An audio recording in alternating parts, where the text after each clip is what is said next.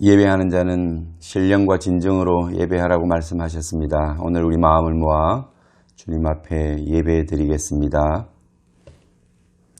보라, 형제가 연합하여 동거함이 어찌 그리 선하고 아름다운고, 머리에 있는 보배로운 기름이 수염 곧 아론의 수염에 흘러서 그의 옷깃같이 내림 같고, 헐몬에 있으리 시온의 산들의 내림 같도다. 거기서 여호와께서 복을 명하셨나니 곧 영생이로다. 아멘. 하나님, 오늘도 형제가 연합하여 동거하며 하나님께 예배하는 아름다운 공동체, 우리 모든 성도들의 가정과 또 이곳에서 모여 예배하는 교회 공동체를 주님께서 얼마나 기뻐하시는지 저희들이 알고 하나님 앞에 영광 돌리게 하여 주옵소서. 오늘도 힘들고 어려운 삶을 살아가는, 인내하며 견디며 또 이겨내는 모든 이 땅 위에 성도들과 그 가정들을 기억하시고 그들의 산업을 지켜주옵소서. 주님께서 함께 하실 때 우리 마음의 기쁨이 충만하리이다. 하나님을 향한 찬송이 우리의 입술에 있을 것입니다. 오늘도 오셔서 하나님 우리를 돌아보시고 우리를 긍휼히 여겨 주옵소서. 오직 하나님만을 바라보며 주를 향한 사랑을 고백할 수 있는 주일이 되게 하여 주옵소서. 우리 구주 예수님 이름으로 기도하옵나이다. 아멘.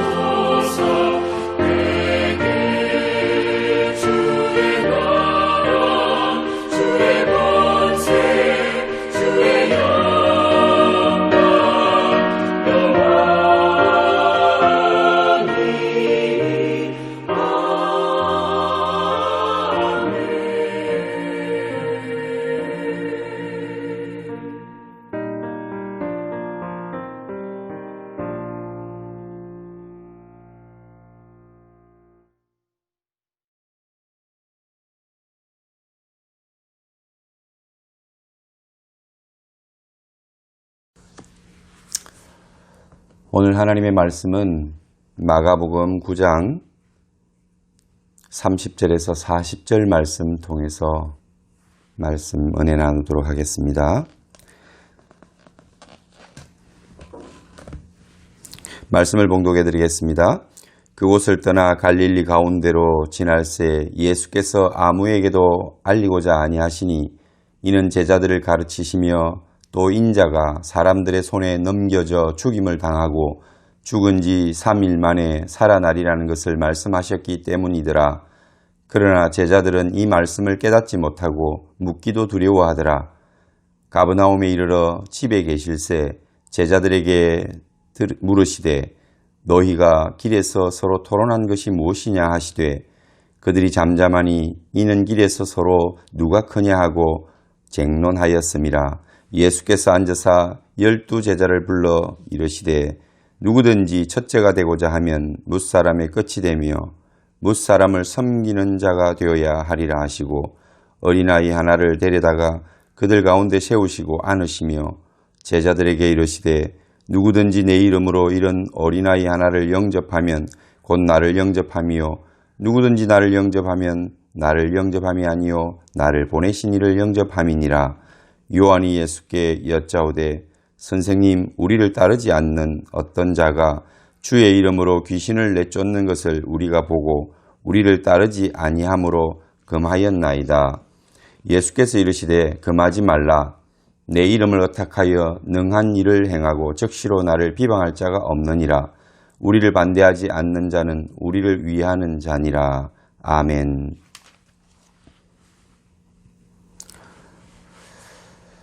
오늘 예수님을 따르는 제자로서 우리는 어떤 모습을 가져야 하는가? 주님께서는 어떤 제자를 원하시는가? 이런 제자 훈련 가운데 계시는 예수님의 그 말씀 가운데 제자들을 향한 마음이 나타납니다. 오늘 세 가지의 주제를 가진 이야기들이 30절에서 마지막 절까지 이어져 있습니다.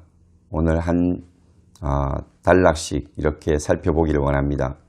여러분이 만약에 제자 되기를 원하고 진정 예수 그리스도의 작은 제자라면 여러분들이 어쩌면은 예수님의 이름으로 살아가는 그리스도인이라면 작은 예수라 이렇게 부를 수도 있을 것입니다. 우리 모든 것을 예수님께서는 우리에게 위임하고 가셨습니다. 제자들에게 위임하고 가셨습니다. 그 제자들은 12사도로부터 또 70문도와 120 성도들 그리고 500여 제자들 또 오늘날 이 땅에 흩어져 살고 있는 수많은 주를 따르는 무리들이 주의 백성들 또 교회라고 부르는 그리스도인들이 어쩌면 이 사명을 위임받은 주의 제자일 것입니다. 그러므로 우리는 예수 그리스도의 제자일 뿐만 아니라 작은 예수로서 이 땅 위에서 복음의 빚진 자로 그 사명 감당하며 살아가는 사명자일 것입니다. 여러분, 오늘 예수님께서 죽음과 부활을 두 번째로 말씀하시는 장면이 나옵니다. 그곳을 떠나 갈릴리 가운데로 지날새 어디를 떠나가신 것입니까? 이전까지 잠시 머물렀던 가이사랴 빌립보에서 이제는 다시 갈릴리로 들어오셨습니다. 갈릴리는 가버나움을 중심으로 활동하셨죠. 그래서 이 갈릴리로 지나오시면서 예수님께서 아무에게도 알리지 아니하시고 제자들을 가르치시며 또 그 제자들에게 어떤 가르치심을 전하였느냐.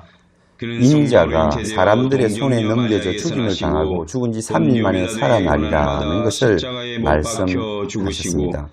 이 말씀을 제자들에게 조용히 그리고 비밀스럽게 은밀하게 가르쳐 주셨습니다.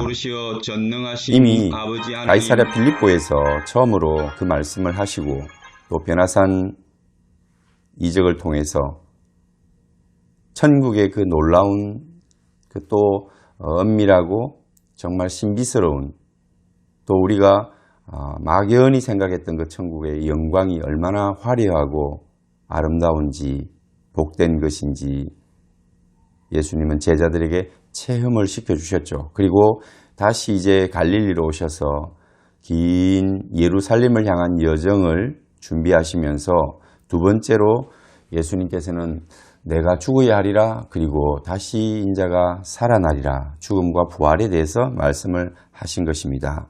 그러나 제자들은 이 말씀을 깨닫지 못하고 묻기도 두려워하더라 이렇게 말씀하고 있습니다. 제자들은 아직까지 예수님의 말씀을 잘 이해하지 못하고 깨닫지 못했습니다. 그래서 그들이 가지는 마음은 두려워하는 마음입니다. 묻기도 두려워하더라. 왜 그들이 두려워하는 마음을 가졌을까요? 오늘 예수님의 이 말씀, 인자가 죽어야 하고 다시 부활하여야 하리라는 이 큰 두 가지의 대지를 말씀하셨는데 제자들은 이 죽음에 대하여 그들은 어쩌면 강렬한 인상을 받았을 것입니다. 그리고 충격을 받았을 수도 있습니다. 그러므로 그들은 죽음에 대한 예수님의 말씀에 대해서 두려워하기도 하고 또 그것을 이해하지 못했던 것입니다. 그리고 아마 그것을 굉장히 말리고 싶은 마음이 충동이 일어났을 겁니다. 베드로처럼요. 그래서 그들은 묻지 않은 것입니다. 오늘 예수님께서 제자들에게 원하시는 마음은 말씀을 깨닫게 되기를 원하는 것입니다. 그리고 영적인 이 진리와 원리를 알기를 원하시는 겁니다. 제자라면 마땅히 여러분 이것에 대해서 이해하고 깨닫고 그리고 믿음을 가져야 합니다. 믿음이라는 것은 우리 인간이 아무런 소망이 없음과 또 그 죄로 말미암아 죽었던 우리가 살아나기 위해서는 예수님이 죄 없으신 하나님께서 이 땅에 오셔서 우리를 위하여 대신 죽으시고 그 죽음의 대가, 그 값을 지불하시고 우리를 살리시는 그 놀라운 일이 있어야 한다는 것을 우리는 알아야 하고 깨닫고 믿어야 하는 겁니다. 그리스도인이라는 것은 어떤 다른 훈련을 통해서 자기 요건을 갖춘 사람이 아닙니다. 어떤 교회나 이런 단체에 등록을 했기 때문에 등록된 사람으로서 갖는 이름이 아닙니다. 인간이 어디서부터 왔고 어떤 존재임이 어디로 가야 하는가, 그 결말이 어떠한지를 알아서 결국은 죽고 영원한 지옥 가는 인생임을 깨달아 우리가 우리의 죄로부터 스스로 벗어날 수 없고 우리의 죄를 씻을 수 없음을 알고 어떤 공로도 우리의 죄로부터 자유함을 줄 수 없음을 알고 오직 우리 주 예수 그리스도의 은혜를 사모하고 그분이 우리에게 오신 이유를 알고 그분의 사랑을 깨닫고 그분의 십자가의 그 사랑을 내가 받아들여서 믿고 주님이 오셔서 이 땅에 죽으심으로 우리도 죽고 그분이 3일 만에 부활하심으로 그분의 능력으로 우리도 부활하게 됨을 믿는 것입니다. 이 놀라운 믿음의 원리를 이해하고 깨닫고 그리고 그것을 믿으면서 내가 말씀 안에서 진리로 자유하게 되고 종되었던 내가 사망의 엄침한 그늘 속에 영원한 지옥을 향해 가던 나 자신이 하나님으로부터 말미암아 우리 주 예수 그리스도의 사랑을 입어 구원받게 됨을 감사하고 기뻐하면서 또 다른 사람들에게 이 놀라운 소식을 증거하고 또 그들을 구원하고 살려내는 우리 주님이 주신 사명 감당하는 그 사람이 그리스도인입니다. 오늘 그래서 우리가 그리스도인으로 살아갈 때에 이러한 놀라운 비밀을 내가 알게 되므로 땅 위에 소망을 갖지 아니하고 하나님께서 주시는 그 하늘의 영원한 소망을 바라보며 이 땅 위에 어떤 환난과 역경도 넉넉히 참고 이기며 땅 위에 소망을 두지 않고 하나님 나라와 그 나라의 영광을 구하고 또 수많은 영혼들이 돌아오는 것을 내 삶의 꿈으로 여기며 그 꿈을 꾸고 기도하며 그것을 이루어내기 위해서 내 작은 손 하나 내 땀과 눈물을 통해서 그 영혼을 구령하는 우리 하나님의 역사에 쓰임받기를 원하는 그 사람이 그리스도인이고 또 깨달은 자요 또 사명을 감당하는 자인 것입니다. 사랑하는 성도 여러분, 또 이 방송을 들으시는 모든 분들이 오늘 우리 주 예수 그리스도께서 제자 훈련을 시키면서 제자 삼는 그들이 갖게 될 첫 번째 마음 그리고 조건이 뭐냐? 우리 주 예수 그리스도를 보면서 인자가 왜 왔으며 그 인자가 사람들에게 버림을 받고 모욕을 당하고 결국은 십자가에서 그 모진 고난을 받고 죽어야 할 것을 알고 또 믿고 그것이 우리에게 꼭 필요한 일이라는 것을 우리가 인정하고 그분이 아니면 내가 구원받을 수 있는 길이 없다는 것을 우리가 알게 되는 것. 그래서 그분의 십자가를 철저히 사랑하며 그 십자가 나도 지고 가겠다는 마음으로 살아가는 것. 내가 어떤 도덕적으로 완전할 수는 없지만 우리 주님을 사랑하는 마음과 또 주님이 주신 그 놀라운 은혜들을 내가 받아들이는 것은 우리에게 꼭 있어야 될 일이고 그것은 필요한 요소입니다. 십자가의 길, 또 내가 그 십자가의 길을 사랑하고 우리 주님이 가신 길을 걸어가겠다고 하는 것이 두렵기도 하겠지만 그러나 여러분 주님이 죽음만 말씀하시는 것이 아니지 않습니까? 내가 인자가 죽은 후에는 3일 후에 반드시 살아나리라고 하지 않습니까? 부활을 말씀하십니다. 그 죽음은 생명을 위한 것입니다. 죽지 않고는 생명이 여러분 우리에게 주어질 수가 없습니다. 하늘의 밀알이 썩어져야만 백배의 결실을 맺을 수 있듯이 우리 주님이 죽으시고 다시 3일에 부활하실 때 많은 사람들이 하나님을 믿는 모든 사람들이 그와 같이 부활할 것입니다. 오늘 주님 그것을 제자들에게 말씀해도 그들은 죽음에만, 고난에만 눈이 가 있습니다. 그래서 두려운 것입니다. 염려가 되는 것입니다. 내가 십자가를 지고 갈 수 있을까? 내가 죽을 수 있을까? 왜 죽어야 하지?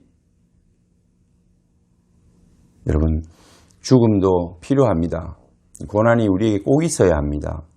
그러나 그 고난은 하나님께서 주실 영광에 좋게 비교할 수 없는 고난입니다. 그 영광이 비칠 때 그 모든 고난은 눈 녹듯이 사라질 것입니다. 어둠이 빛에 의해 물러가듯이 물러갈 것입니다. 그러므로 우리는 고난을 받아들이지만 또 그 길을 기도하겠지만 그 뒤에 있는 하나님의 영광, 우리가 부활하여 영원한 생명을 갖는 것, 여기에 우리의 목표가, 우리의 초점이 있어야 합니다. 제자들은 그 죽음에 대해서만 그것이 마음에 어쩌면 어둠같이 밀려오고 파도처럼 밀려오고 그들을 함몰시켜버려서 묻기도 두려워할 정도로 그들은 주님의 눈을 회피하는 것입니다. 주님이 가야 할 길을 그들은 원치 않고 더더욱이나 그들이 그 길을 가야 한다는 것은 그들은 생각지도 못하는 것입니다. 아직까지 그들에게는 깨달음이 없고 또 알지 못하기 때문에 이렇게 두렵고 주님이 가시는 것을 원치 않는 마음들이 그 속에 가득한 것입니다. 여러분, 죽음을 넘어서 부활을 보십시오. 부활의 생명을 보십시오. 그곳에 기쁨이 있습니다. 슬픔을 넘어 기쁨의 자리를 향하여 나아가는 여정일 뿐입니다. 죽음은 살아나기 위한 과정일 뿐입니다. 주님께서는 죽음만 이야기하는 것이 아니라 3일 만에 죽고 인자가 다시 부활하리라. 3일 만에 다시 살아나리라. 너희들도 이와 같이 영혼을 그리고 참빛을 얻게 될 것이고 그곳에서 하나님의 영광을 보게 되리라고 말씀하십니다. 그래서 변화산을 체험할 수 있도록 제자들에게 허락하셨던 것입니다. 아직 우둔하고 미련한 제자들이 깨닫지 못할 뿐입니다. 예수님의 제자를 향한 마음, 제자가 말씀을 깨닫고 그 영적 진리를 알아서 고난도 가야 하지만 고난의 길도 우리가 받아야 하지만 그러나 영광의 부활도 있다. 영원한 생명도 있다. 하나님이 우리에게 주실 그 참된 영광이 이 고난과는 비교되지 않는 것이다 라는 것을 이해하고 깨닫고 믿게 되는 것을 원합니다.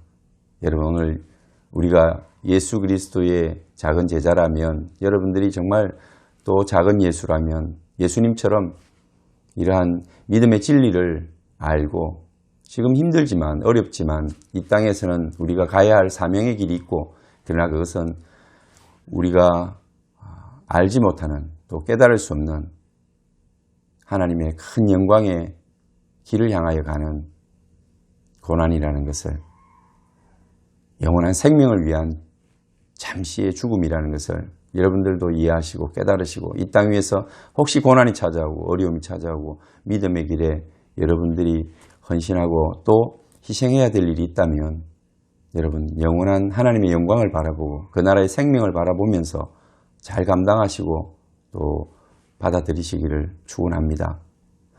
두 번째, 제자들이 어떤 모습을 갖기를 원하느냐. 33절부터 가버나움에 이르러 집에 계실 새 제자들에게 물으시되 너희가 길에서 서로 토론한 것이 무엇이냐 하시되 그들이 잠잠하니 이는 길에서 서로 누가 크냐 하고 쟁론하였음이라. 그들이 이 가버나움 오는 동안에 길에서 뭔가 토론하고 다툰 것이 있다는 겁니다. 그것을 주님께서 물으십니다. 너희들이 길에서 쟁론한 것이 무엇이냐. 그들이 침묵하고 잠잠했다고 합니다. 아무 말도 못했습니다. 왜일까요? 그들이 누가 큰지 서로 다투었기 때문입니다. 부끄러운 일이죠. 그들은 계속해서 주님께서는 십자가의 길과 죽음의 길을 이야기하고 계시는데 그 주님 곁에서 이 땅에 우리 주님이 새 나라를 세우면 누가 큰 자라서 큰 자리에 오를 것인가? 누가 영의정이 되고 좌의정이 될 것인가? 세베대의 아들 요한과 야고보, 예수님이 변화산에 데려갔던 이 두 제자도 여러분 상당히 이런 부분에 관심이 많고 또 그 어머니가 와서 우리 아들 둘이 있는데 영의정 좌의정 시켜주십시오라고 치맛바람을 일으키기도 하지 않습니까?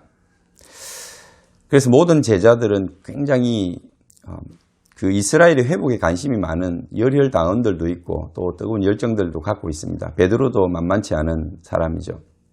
예. 그래서 이 제자들의 마음에는 여전히 아직 이 땅 위에서 예수님이 세우실 나라에 관심이 있었고, 혹 하나님께서 새 나라를, 이 땅이 아니라 영원한 하나님의 나라를 그들에게 임하게 하신다 할지라도 그 나라에서 내가 어떤 자리에 앉을 것인가, 누가 더 높을까, 여기에 관심이 많았다는 것입니다. 여러분, 세상 사람들은 세속이라고 하는 나라는 항상 이 누가 높으냐, 이 서열을 정하는 데 익숙합니다. 또 높은 곳에 이르기를 원하는 마음을 가지고 살아갑니다. 누가 강한 자냐, 강한 힘을 갖기를 원합니다. 누가 많이 가졌느냐, 부요하기를 원합니다. 부자가 되기를 원하죠. 많이 가진 자가 권세가 있습니다. 힘이 있습니다. 그래서 창세기 4장을 보면은 라멕이라고 하는 자가 가인의 후손으로 등장을 하는데, 그는 많은 것을 가진 자였습니다. 힘도 있었고요. 라멕은 강한 자라는 뜻인데, 그 당시에는 힘이 강하고 또 칼을 잘 쓰든지 그런 능력이 있는 자가 모든 것을 지배하는 그런 양육강식의 세상을 잘 보여주는 시대였습니다. 그래서 가인의 후손들은 어쨌든 많은 것을 가지려고 했죠. 높은 성을 쌓고, 그리고 산업을 일으키고, 그리고 문명을 일으켜서 철기 문명, 쇠를 잘 다듬어서 무기를 만들고, 그래서 다른 사람들을 지배하고. 라멕 이야기를 들어보면은 라멕은 아다와 실라라고 하는 두 아내를 거느렸습니다. 아내도 많이 가질 수가 있었죠. 그리고 그가 아내에게 자랑하는 것을 보면 자기를 조롱하거나 창상을 입힌 자는 그 자리에서 죽여버렸다. 어린아이라 할지라도 자기가 죽였다고 자랑합니다. 그래서 힘이 있어서 다른 사람을 지배하고 누르고 죽이고, 그런 자가 대접받는 곳이 세상입니다. 정글 같은 세상이죠.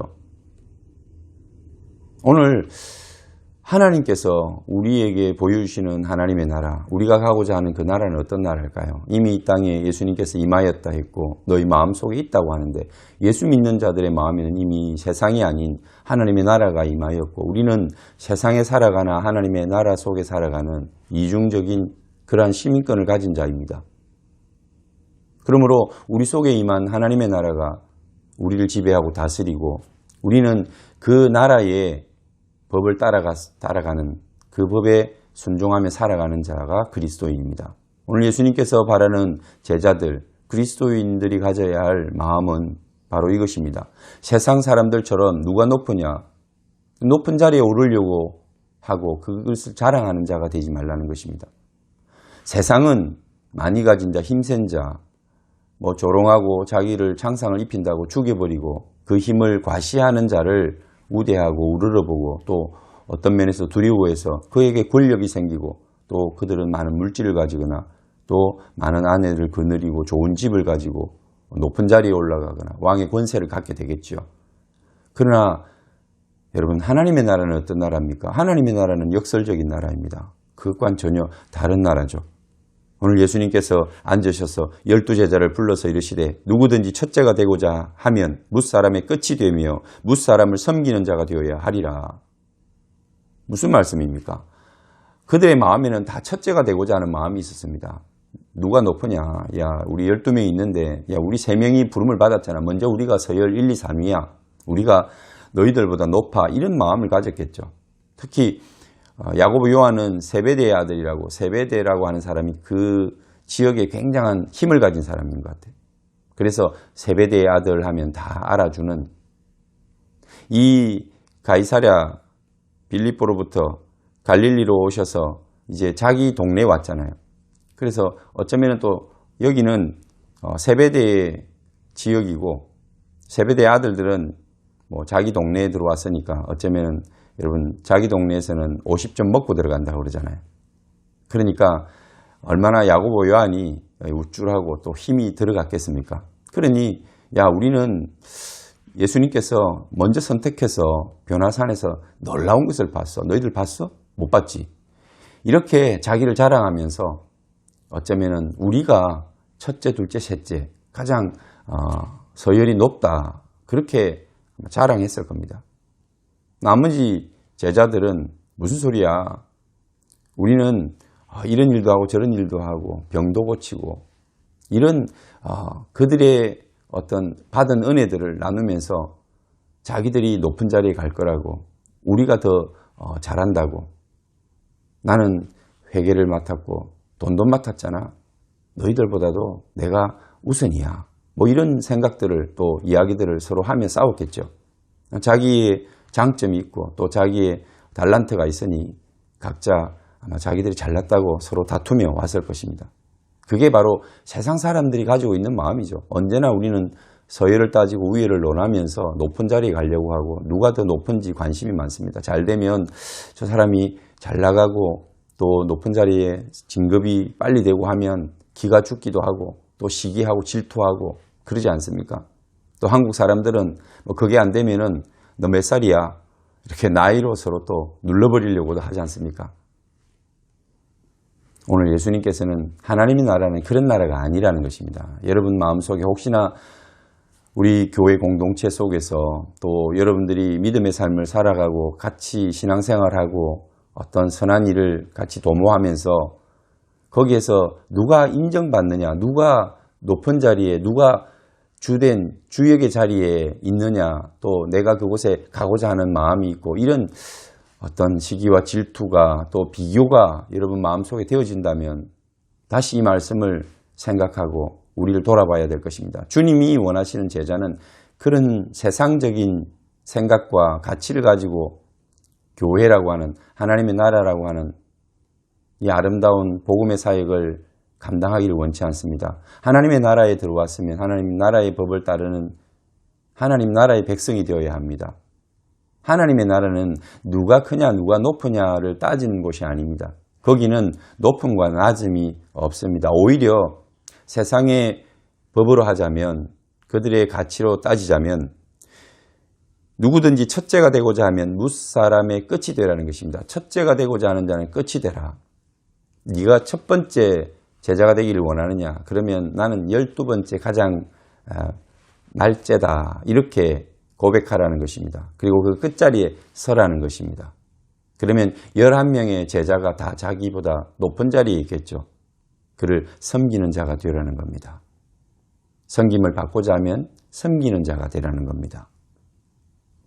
어떤 자리에 앉으면 나중에 부끄러움을 당할 것이나 말제에 낮은 자리에 앉으면 나중에 이곳으로 오소서라고 상석에 부름을 받는 영광을 얻게 될 것이라고 말씀하셨습니다. 오늘 우리가 세상적인 안목과 세상적인 자랑, 세상적인 욕심을 따라 살면 하나님의 나라에 살아가면서 우리는 얼마나 부끄러운 사람으로 사는가. 하나님의 나라는 그것이 다 보이는 곳입니다. 하나님의 나라는 높은 곳에 앉는다고, 높은 곳에 선다고 높은 자가 되는 것이 아니라 낮은 곳에 사고 섬기는 자의 자리에 설 때 그가 빛나고 또 높은 자의 자리에 부름을 받게 되고 다시 회복이 되고 나중에 영광을 찾게 되는 그런 나라라는 것입니다. 여러분들이 섬김을 받고자 하면 섬기는 자가 되라는 것입니다. 주는 자가 복이 있다고 했습니다. 세상은 받는 자가 복이 있고 가지는 자가 복이 있지만 하나님의 나라는 주는 자가 복이 있는 자리입니다. 하나님의 나라는 섬기는 자가 섬김을 받는 자보다 더 복된 자입니다. 섬기는 자가 나중에 하나님께서 그를 불러 영광의 자리로 이끌어 주실 것입니다. 어린아이 하나를 데려다가 그들 가운데 세우시고 안으시며 제자들에게 말씀하셨습니다. 누구든지 내 이름으로 이런 어린아이 하나를 영접하면 곧 나를 영접하며 누구든지 나를 영접하면 나를 영접함이 아니라 하나님의 하늘나라에 나를 보내신 그 아버지 하나님을 영접하는 것이라고 말씀하셨습니다. 여러분, 어린아이와 같이, 어린아이는 언제나 욕심은 많고 물론 어린아이도 온전한 인간은 아니지만 어른과 비교해서 어린아이는 사실 대접을 못 받지 않습니까? 요즘은 뭐 좀 어린아이들이 대접받는 시대이지만 뭐 얼마나 됐습니까? 21세기에 와서 겨우 20세기, 뭐 19세기 말 그때부터 겨우 사람 대접을 받는 것이 어린아이였습니다. 1세기요. 이 과거의 중세시대까지만 해도 어린아이는 숫자에도 들지 않는 권리가 없는 그런 존재였지 않습니까? 그런 존재 하나를 불러다가 안으시면서 이 어린아이를 영접하라는 것입니다. 낮은 자를 영접하고 소외된 자를 영접하고 사람들이 가치 없이 여기고 무시하는 홀대하는 자를 영접하라는 것입니다. 높이라는 것입니다. 안아주라는 것입니다. 그러면 나를 영접하는 것이고 나를 영접하면 하늘 아버지를 영접하는 것이라고 말씀하십니다. 오늘 여러분 누구를 바라보며 살아가십니까? 우리 하나님의 나라에 살아가는 제자들은 그리스도인들은 잘나고 힘있고 권세 있고 돈 많은 나에게 도움이 될 사람을 바라보고 그들을 영접하고 그들을 높이며 살아간다면 그것은 하나님의 나라가 아닙니다. 그 사람은 그리스도인이 아니요 제자도 아닙니다. 여러분들이 작은 예수 그리스도인이라면 사람들이 무시하는 어린아이와 같은 1세기의 예수님 시대의 어린아이와 같은 가치 없는 자, 사람들이 돌아보지 않는 자, 멸시하는 자, 소외된 자, 약한 자를 안을 수가 있어야 됩니다. 그들을 바라보고 그들을 품을 수가 있는 사람이 바로 예수님이 원하시는 제자의 모습입니다. 사랑하는 성도 여러분, 우리가 어디를 바라보며 누구를 위하여 또 누구를 섬기며 살아야 될지 아시겠죠?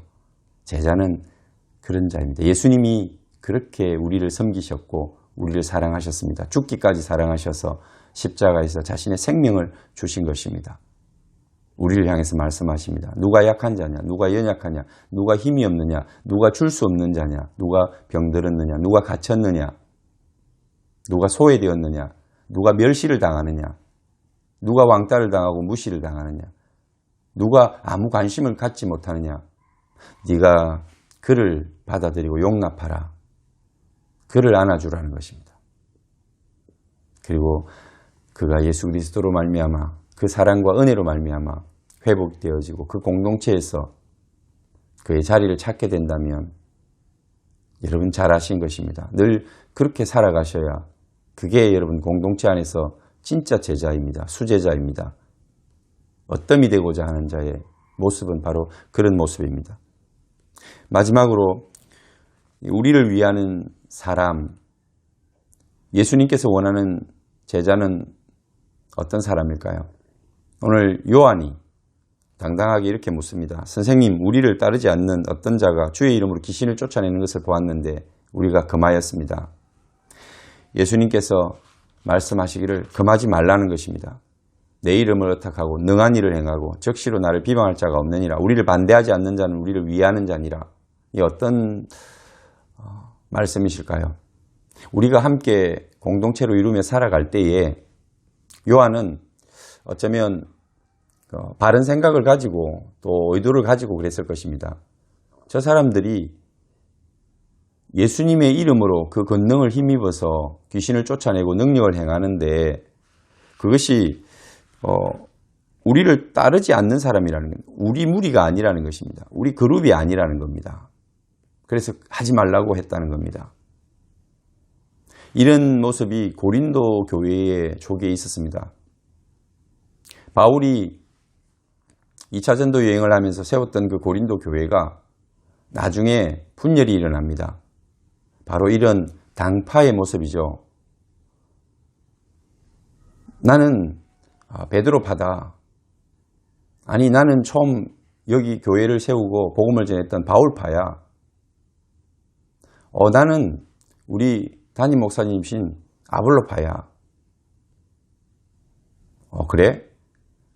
나는 뭐 세 사람에게 세례를 받지도 않았고 관계도 없는데 그럼 나는 예수님파야. 이렇게 그 교회가 새로 생긴 개척교회가 여러 가지 다양한 사람들이 모여서 신앙생활을 하는데 특별히 어떤 사람에게 세례를 받았느냐 또 어떤 사람을 나의 스승으로 섬기느냐에 따라서 그들은 당파를 짓고 내가 옳다, 내가 어뜸이다 그 싸움을 했던 거죠. 내가 누구 파라는 것은 내가 어뜸이라는 것입니다. 베드로가 수제자니 수제자의 제자인 내가 세례받은 내가 어뜸이야.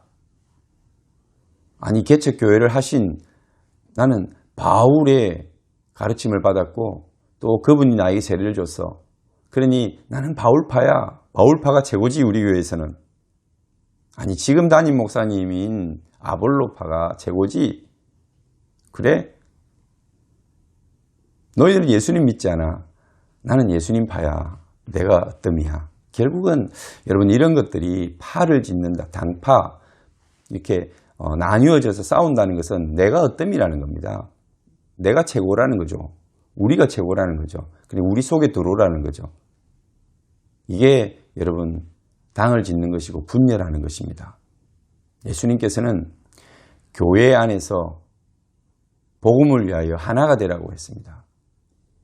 복음은 우리에게 동일한 사명을 주셨고 동일한 은혜를 받은 사람들이 하나가 되어야 할 것을 말합니다.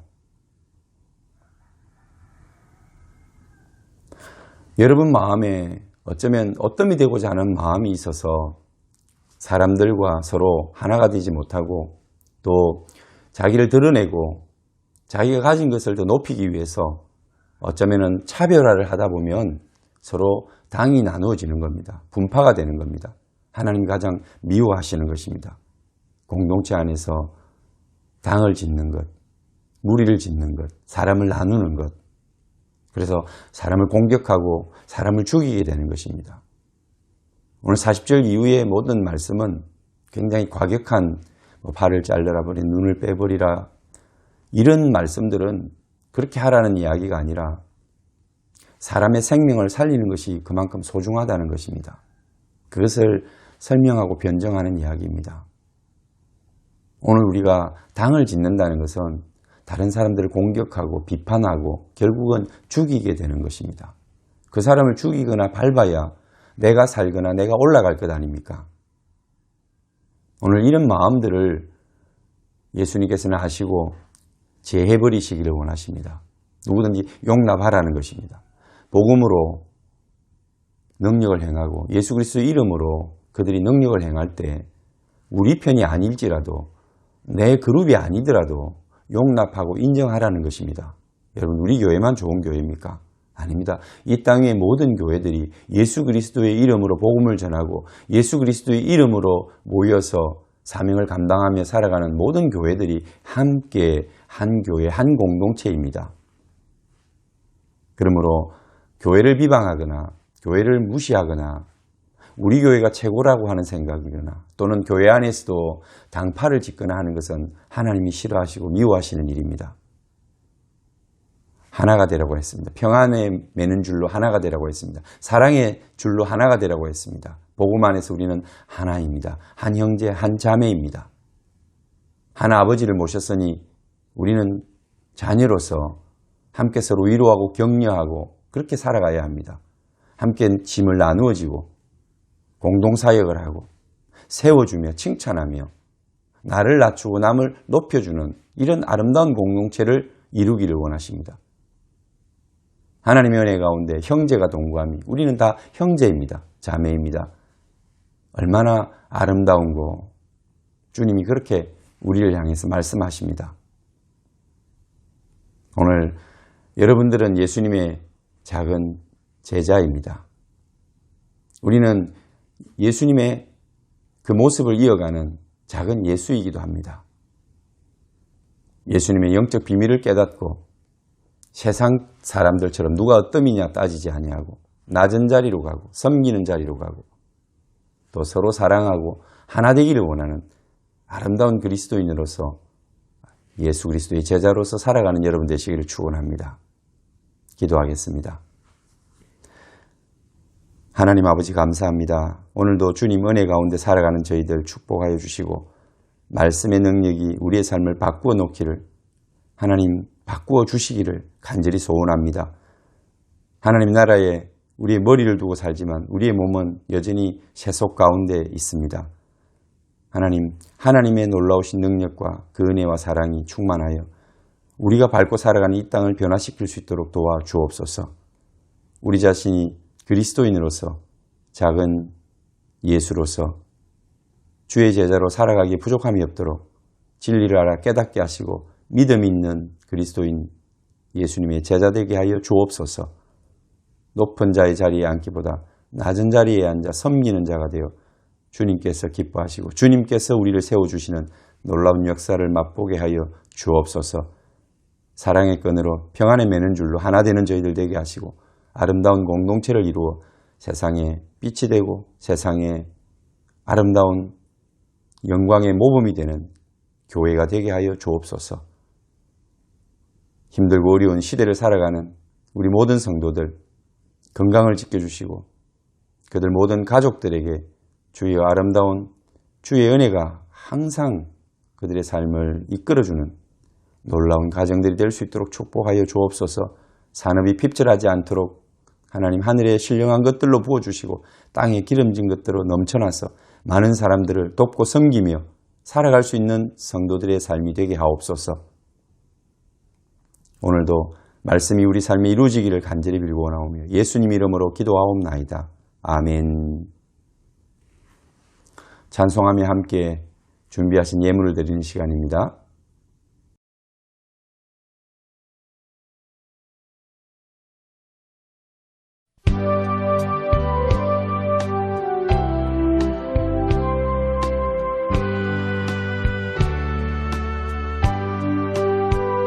손에 있는 국기보다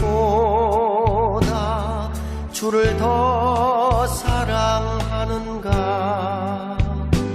이슬 같은 목숨보다 주를 더 사랑하는가. 사랑의 빛 잃어가면 주님 만날 수 없어. 헛된 영화 바라보면 사랑할 수도 없어. 잠시 머물 이 세상은 헛된 것들 뿐이니 주를 사랑하는 마음 금보다도 귀하다. 큰 물결이 뛰놀아도 주를 더 찬양하는가. 큰 환난이 닥쳐와도 주를 더 찬양하는가. 깊은 잠에 빠진 영혼 주님 만날 수 없어. 근심 걱정 많은 자는 찬양할 수도 없어. 잠시 머물 이 세상은 헛된 것들 뿐이니 주를 찬양하는 마음 금보다도 귀하다.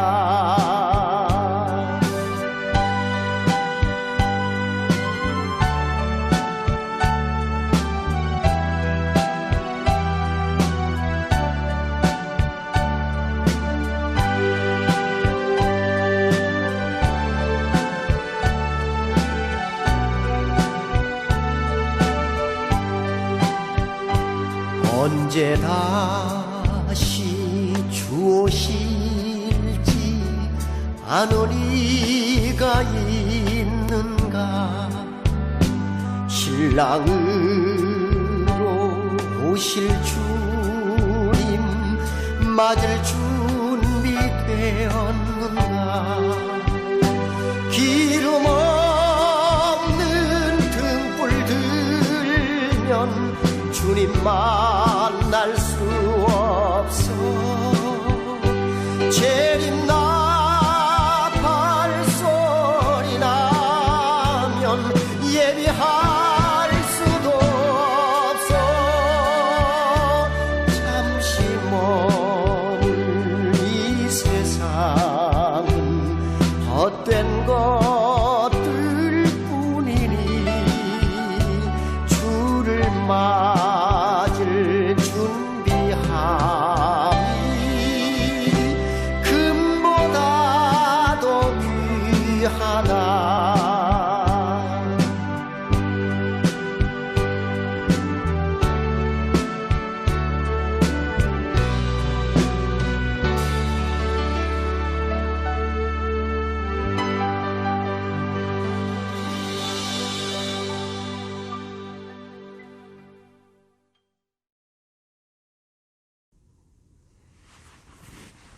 축도하겠습니다.